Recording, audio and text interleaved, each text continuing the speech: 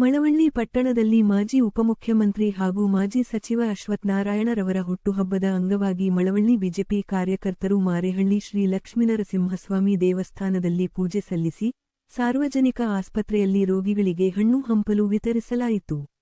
ಈ ವೇಳೆ ಬಿಜೆಪಿ ತಾಲ್ಲೂಕು ಅಧ್ಯಕ್ಷ ಕೃಷ್ಣ ಮಾತನಾಡಿ, ಮಂಡ್ಯ ಉಸ್ತುವಾರಿ ಸಚಿವರಾಗಿ ಜಿಲ್ಲೆಗೆ ಸಾಕಷ್ಟು ಕೆಲಸ ನಿರ್ವಹಿಸಿದ್ದರು. ಮಂಡ್ಯಗೆ ವಿಶ್ವವಿದ್ಯಾಲಯ ನೀಡಿದಲ್ಲದೆ ಬೆಂಗಳೂರಿನಲ್ಲಿ ಏರ್ಪೋರ್ಟ್ನಲ್ಲಿ ಕೆಂಪೇಗೌಡರವರ ಪ್ರತಿಮೆಯನ್ನು ನಿರ್ಮಿಸಿದ್ದರು. ಅನೇಕ ಉತ್ತಮ ಆಡಳಿತ ನಡೆಸಿದ್ದಾರೆ.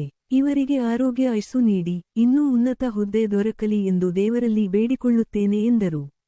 ಕಾರ್ಯಕ್ರಮದಲ್ಲಿ ಬಿಜೆಪಿ ಅಧ್ಯಕ್ಷ ಕೃಷ್ಣ, ಟೌನ್ ಅಧ್ಯಕ್ಷ ವೇಣು, ಉಪಾಧ್ಯಕ್ಷ ಶಿವಪ್ರಸಾದ, ಶಿವಲಿಂಗೇಗೌಡರು, ರಮೇಶ್, ಜಗದೀಶ್, ಮಂಜಣ್ಣ, ಚಿಕ್ಕಣ್ಣ, ಉಮೇಶ ಕೆಂಬೂತಗೆರೆ ಸೇರಿದಂತೆ ಹಲವರು ಇದ್ದರು.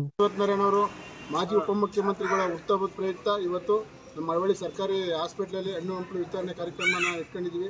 ಈ ಕಾರ್ಯಕ್ರಮಕ್ಕೆ ಭಾಗವಹಿಸಿರುವಂಥ ನಮ್ಮೆಲ್ಲ ಮಳವಳ್ಳಿ ತಾಲೂಕಿನ ಭಾಜಪ ಕಾರ್ಯಕರ್ತರು ಹಾಗೂ ಅವರ ಅಭಿಮಾನಿಗಳು ಎಲ್ಲರಿಗೂ ಸ್ವಾಗತ ಕೋರ್ತಾ ಮಾರಳ್ಳಿ ಲಕ್ಷ್ಮೀ ನರಸಿಂಹಸ್ವಾಮಿ ದೇವಸ್ಥಾನದಲ್ಲಿ ಇವತ್ತು ಪೂಜೆ ಮಾಡಿ ಅವ್ರಿಗೆ ದೇವರು ಆರೋಗ್ಯ ಐಶ್ವರ್ಯ ಕೊಟ್ಟು ಕಾಪಾಡಿ ಇನ್ನೂ ಉನ್ನತ ಅಧಿಕಾರ ಸಿಗಲಿ ಅಂತ ಅವ್ರಿಗೆ ಪ್ರಾರ್ಥಿಸ್ತಾ ಇವತ್ತು ನಮ್ಮ ಮಳವಳ್ಳಿ ತಾಲೂಕಲ್ಲಿ ಅವರು ಮಂತ್ರಿಯಾಗಿದ್ದಾಗ ಒಳ್ಳೊಳ್ಳೆ ಕಾರ್ಯನ ನಮ್ಮ ಮಳವಳ್ಳಿಗೂ ಮಾಡಿಕೊಟ್ಟಿದ್ದಾರೆ. ಅವರು ಉನ್ನತ ಶಿಕ್ಷಣ ಮಂತ್ರಿಯಾಗಿದ್ದಾಗ ಯೂನಿವರ್ಸಿಟಿ ಇರ್ಬೋದು, ಮಂಡ್ಯದಲ್ಲಿ ಯೂನಿವರ್ಸಿಟಿ ತಗೊಬಂದು ಕೊಟ್ಟರು.